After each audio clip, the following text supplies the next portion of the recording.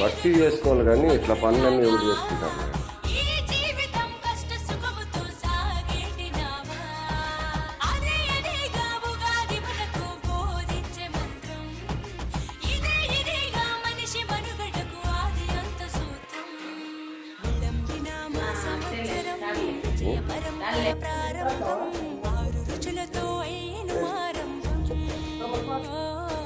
మనసుకు తెచ్చెను తరగని సంతోషం.